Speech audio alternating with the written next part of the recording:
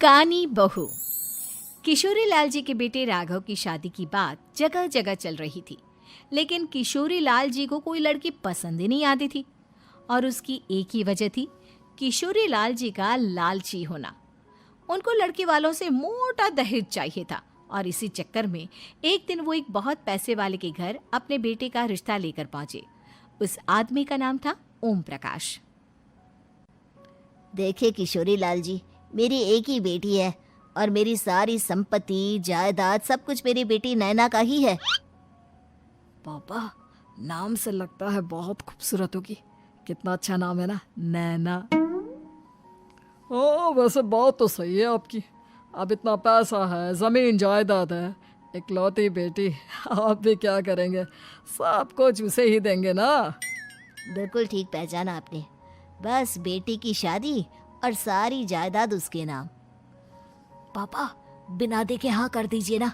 इतना अच्छा रिश्ता फिर कहाँ मिलेगा? माला माल हो जाएंगे हम। मैं अपनी बेटी को बुलाता हूँ। अरे नहीं नहीं नहीं नहीं, आपकी बेटी का नाम नैना है, सुनकर ही लगता है बहुत सुंदर होगी। रहने दीजिए अंकल, मैं तो आपकी बेटी के नाम से ही इतना खुश हो गया हूँ कि उसे बिना देखे शादी करने को तैयार हूँ।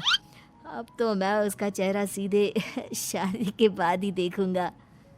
और इस तरह राघव नैना का चेहरा नहीं देखता और उससे शादी कर लेता है। शादी के बाद अपनी सुहाग रात पर जब राघव नैना का घूंघट उठाकर देखता है तो नैना की आंखें बंद थी। कितनी खूबसूरत हो तुम नैना, जरा अपनी आंखें खोलकर मेरी तरफ देखो तो सही। नहीं, मुझे शर्म आती है। अरे, मैंने तुम्हें शादी से पहले भी नहीं देखा, और अब अगर तुम आंखें खोलकर मुझे देखोगी भी नहीं तो मुझे अच्छा कैसे लगेगा? इससे पहले कि नैना अपनी आंखें खोलकर राघव की तरफ देखती, अचानक से लाइट चली गई और राघव नैना को पूरी तरह से देख भी नहीं पाया। अगली सुबह नैना राघव के लिए नाश्ता बनाकर लेकर आई। अरे ये क्या, आधा पराठा सीका हुआ है और आधा बिल्कुल कच्चा। ये तुमने क्या किया नैना? बहू, तुमने क्या आधा पराठा तवे से नीचे लटका कर रखा था, जो आधा सिका है और आधा कच्चा? मुझे जितना दिखेगा उतना ही तो सीखूंगी ना पापा जी। जहाँ जहाँ मुझे नजर आ रहा था वहाँ मैंने सीख लिया, जहाँ जहाँ नहीं दिखा वहाँ कच्चा रह गया होगा। इसका क्या मतलब है? ये कैसा मजाक कर रही है तुम? अरे बहू, तुमने इतना लंबा घूंघट क्यों लगाया हुआ है? देखो, हमारे घर में बहुओं को बेटी की तरह रखा जाता है, और फिर तुम तो इतना सारा माल लेकर आई हो। देखो, ये घूंघट डालकर रखने की कोई ज़रूरत नहीं है। हाँ नैना, पापा जी ठीक कह रहे हैं, तुम तो आराम से रहो, अपना ही घर समझो। नैना अचानक से अपना घूंघट उठा लेती है। अरे ये क्या पापा, नैना की तो एक आंख फूटी हुई है। नाम से नैना, लेकिन ये तो कानी बहू निकली। मेरे साथ धोखा हुआ है, धोखा। बिना दिखाए अपनी कानी लड़की मेरे संग ब्याह दी। मुझे कानी बीवी नहीं चाहिए। मुझे अभी ओम प्रकाश जी से बात करनी पड़ेगी। आखिर उन्होंने मेरे साथ ऐसा किया क्यों? अरे, आप लोगों ने ही तो पापा से कहा था कि आप लोग शादी से पहले मुझे देखना नहीं चाहते।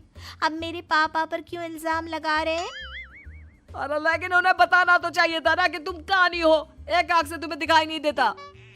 किशोरी लाल और राघव नाराज होकर ओम प्रकाश को अपने घर बुलाते हैं। पापा जी, ये आपने क्या किया? शादी से पहले बताया क्यों नहीं कि नैना की आंखों में परेशानी है? अरे, आप ही ने तो लड़की देखने से मना कर दिया था। अरे लेकिन आप बता तो सकते थे।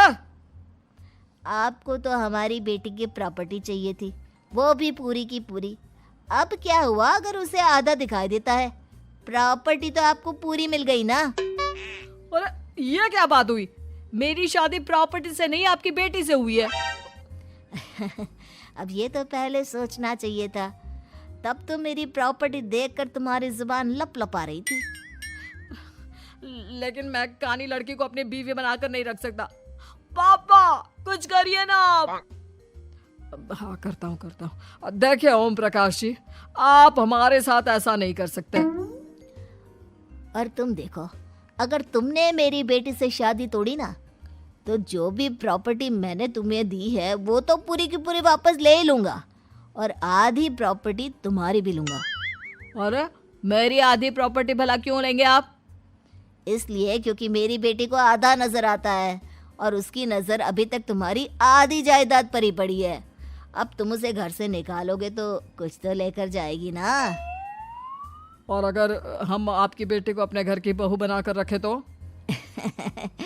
तो तुम्हारी पूरी प्रॉपर्टी तुम्हारी ही रहेगी, और जो मैंने तुम्हें दिया है ना, उसमें से बस मैं आधा लेकर जाऊंगा। अरे लेकिन अब आप अपनी दी हुई प्रॉपर्टी में से आधी वापस क्यों लेकर जाएंगे? अगर मैं आपकी बेटी को अपनी पत्नी बनाकर रखने को तैयार हूं तो? इसलिए ताकि भविष्य में अगर तुम मेरी बेटी को धोखा दो तो उसके पास कुछ तो रहे जो पति का हो। वैसे मेरे पास तो बहुत कुछ है, लेकिन अपने पति की कोई निशानी तो उसके पास होनी चाहिए ना।